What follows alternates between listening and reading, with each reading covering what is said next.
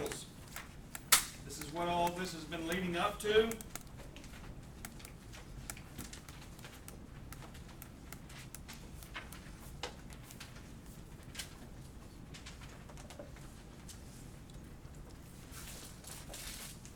If two triangles are congruent,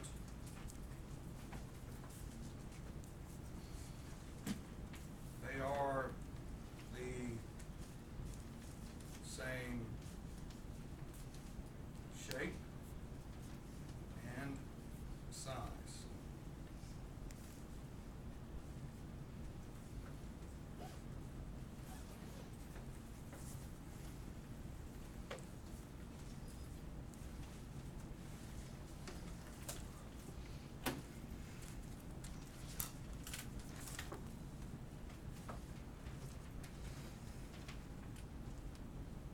Then do your best to draw two pictures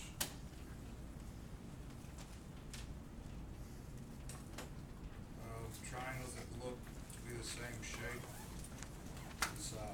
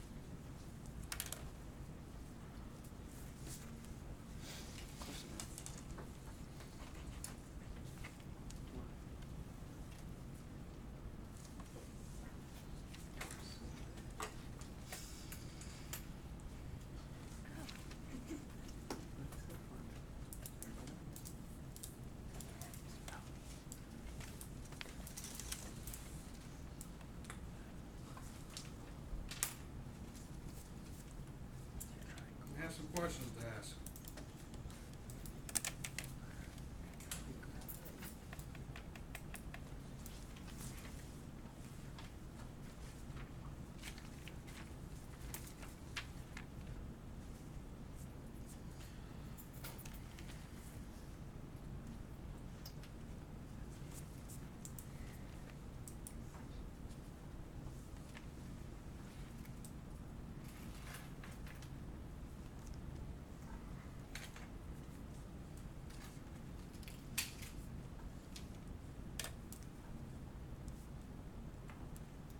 See if you guys can answer those two questions.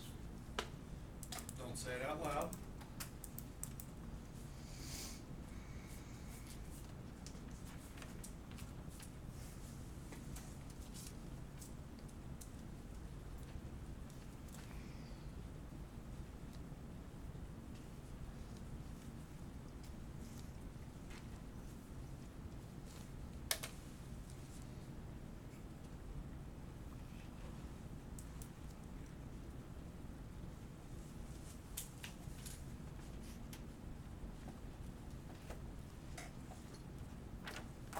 Question is, what determines a triangle shape? And what determines a triangle's size?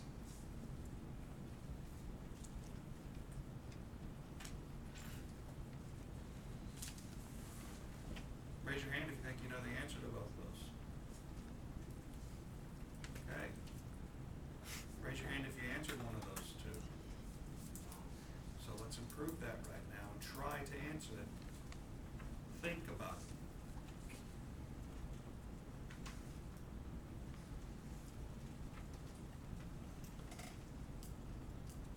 Think in geometry. It'll help you draw off to the side a couple of triangles that maybe don't have the same shape, or that don't have the same size. What's different?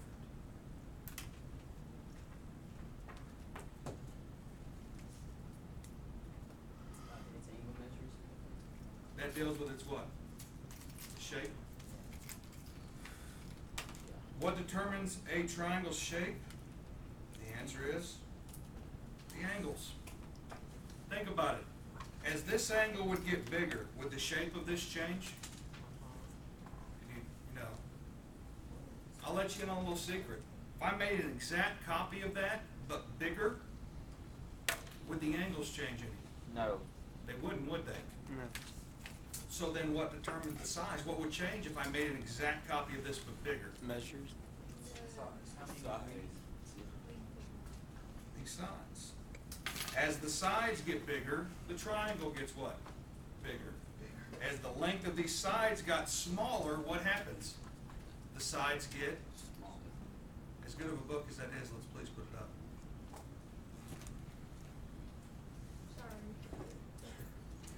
Okay, so what determine, and when things are congruent, they have the same what? Shape and size.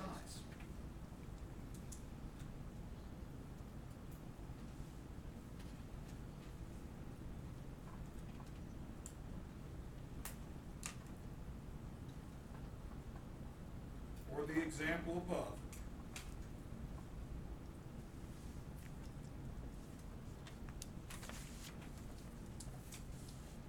triangle ABC congruent to triangle DEF is a correct congruency statement.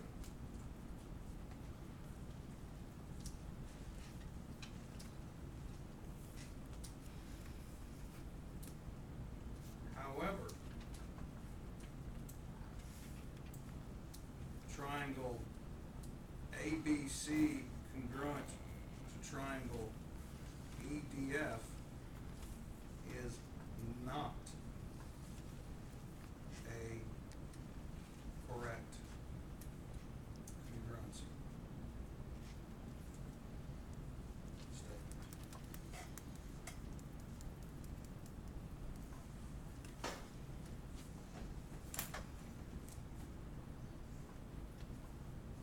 Why? Because you drew it in a different, you drew them in a different format, I guess, sequence. Another example of correct. Triangle CAB congruent to triangle FED. FED. FD, ED. I'm sorry, FDE. That is correct. Is it because you can't draw from,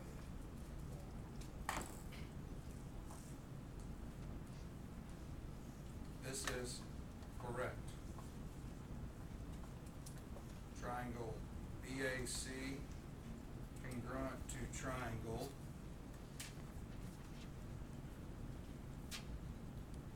FDE. Incorrect. so like, do they both have to be in the same order? Yes. I was gonna say because like E's angle measure is different from E's angle measure. Right. You can't put them on. What he said is he thinks because E's, well, I guess in simple, we'll put it this way. Order matters. Okay? When you write a congruency statement. If you'll notice, does this triangle not look like a copy of this triangle? Yes. Would you guys agree? Everyone okay with that? So if the whole thing is a copy of the other, aren't their parts also copies of each other? What do you think is a copy of angle A? D. Would you guys agree with that? So they would be congruent, wouldn't they? Because they're same shape and size. What about angle B? Do you guys know what would be a copy of angle B? E. Angle E. What is the copy of angle C? F. Is everybody okay with that? You kind of see why. Does that make sense to you? If they're copies of each other, then their parts are copies of each other, right? Well, let me ask you this. What is a copy of side AB on the other one? C. Huh? A, B, D. E, right? What is the copy of AB in the other triangle? D. E. Wouldn't Wouldn't they be congruent if they're the same size? What is the copy of BC? EF. What is the copy of AC? EF. That all makes sense, doesn't it? Now, again, look at the order here. This is right. And everybody look up here. Okay? I went A triangle ABC is congruent to triangle DEF. Did I say the copy? I said A first, right? Did I say it's copy on the other one? I said D, didn't I? Then I went to B. What would I need to say next on the other one? B's copy, which is? E. Then I went to C. So what would need to be next? C's copy. So that's why that works. However, this one, I said A, but what did I say first? E. Would, Is E a copy of A? no. Right there is why this is what? Wrong. Correct. Okay?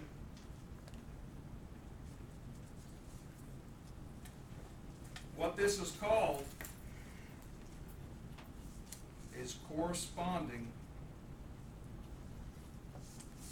order. Corresponding is our word.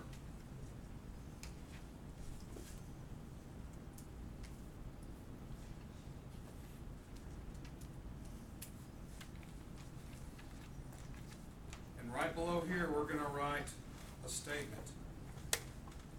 In congruent triangles, corresponding parts of congruent triangles are always congruent.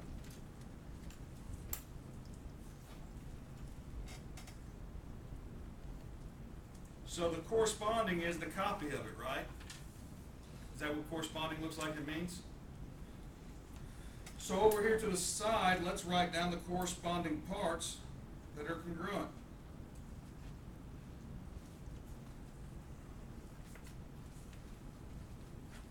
Angle A would be congruent to angle what?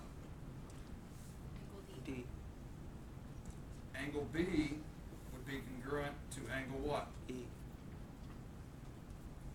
Angle C would be congruent to angle what? AB would be congruent to what? DE. BC would be congruent to D. EF. EF. AC would be congruent to what? DF. So by saying this triangle is congruent to that triangle, I say all of that is true.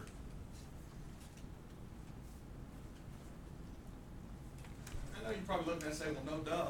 They're congruent, right? They're the same size. All the parts would be congruent. Well, we need to talk about it. We need to establish that. But the only parts that are congruent or equal are the corresponding parts, right? Which are the copies of each other, right? So you guys understand the corresponding means the one that's a copy of it, right? Didn't that mean when we did parallel lines? You know, top left corresponded with what? Top left on the bottom four? That's what corresponds mean. One that corresponds to B is the one that's it's a copy of. Now, I have one more question.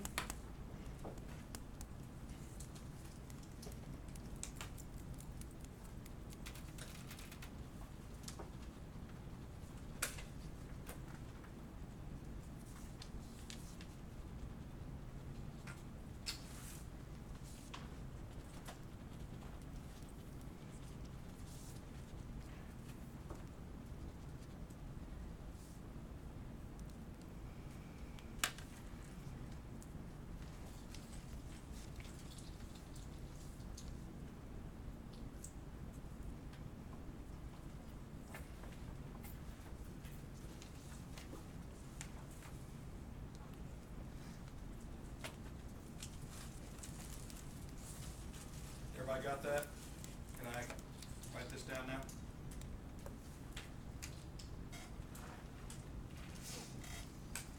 my question to you is, if triangle EFG is congruent, why did I freeze up? I didn't want to. If triangle EFG is congruent to triangle AXH, what corresponding parts are congruent? E and A, F and X. You know the answer, write it down.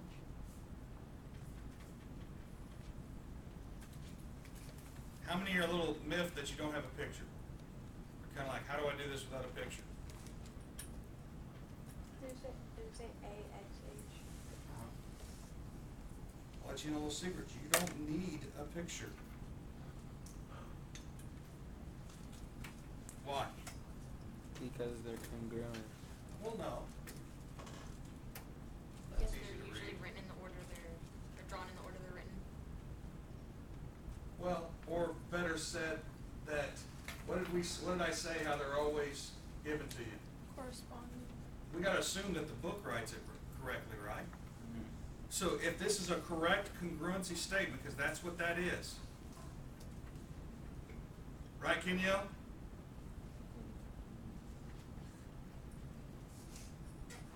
I have to assume it's written in corresponding order. So start with the angles. Angle E has to be congruent with angle what? That's easy. The next one, angle F, has to be congruent with angle what? X. Then the last one, angle G, has to be congruent with angle what? H. So you've written down the corresponding parts that are congruent there, right? But what else do we have? There's 6 things, isn't there? We've done the 3 angles, now there's what? 3 The what? second one. Sides. You might say, well, that's harder. No, it's not. EF is congruent. EF would have to be congruent to AX. A to what? X. FG would have to be congruent to what? XH. And then, however you want to do it, EG, first and last one, would have to be congruent to what? AH. How easy is that? Easy. Easy peasy, huh?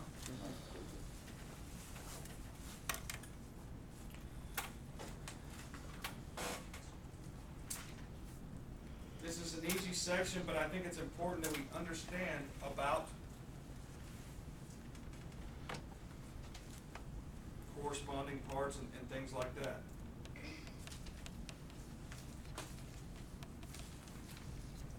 Now we're talking about congruent triangles, but what do you think we can talk, what about non-triangles that are congruent? What do you think we know about their parts? They're also what? Congruent. Congruent. Property of triangles congruence is also reflexive. Something is obviously congruent to itself, is it not? A triangle is congruent to itself. If a triangle, for instance, if triangle EFG is congruent to triangle AXH, then triangle AXH is congruent to triangle what? EFG. And 2 triangles congruent to a same third triangle then have to be congruent to each other, and that is the transitive one.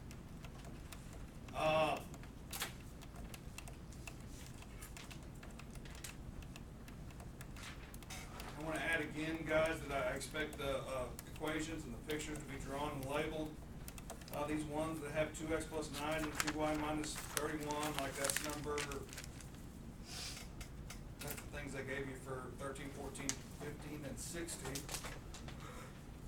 Well, see the equation there, then you might as well not have done it. Okay? Now,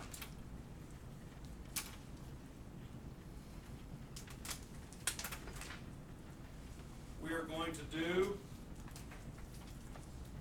I'm going to let you guys get started, numbers 1 through 7, 9 through 20, write problems, draw figures, show all steps and work. Just because I know we took a lot of time on that, but I think that it's important that you understand the concept of what congruent triangles are then writing these equations should be pretty easy. If we need to do an example or something later, we can.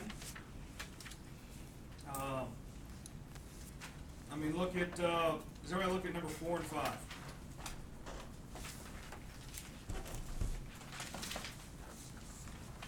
They're saying these two triangles are congruent, right? Something that can throw you off is you do have to realize that they don't have to write them the same way, do they? What corresponds to Q, do you think? They just flipped it, didn't they? What corresponds to LM, you think? RQ. QR or RQ, yes. So what equation do you think I can make up here? If these two sides are congruent, or these two triangles are congruent, what do we know about the corresponding parts? They are also what? Congruent. Congruent. So, what's equal to what? 2x plus 11. 2x plus 11 equals what? 3x minus Because they correspond to each other, right? 5. And would we agree then that M corresponds to R? Yes. So what would be your equation to find this one? Y plus 10 equals what? 2y minus 40. 2y minus 40? Pretty easy, isn't it? And then it's just an equation to solve. Yes? Can I run to the bathroom really fast? I have to go really fast. Please. About to be done, yes. You can go. It's like really important. Okay.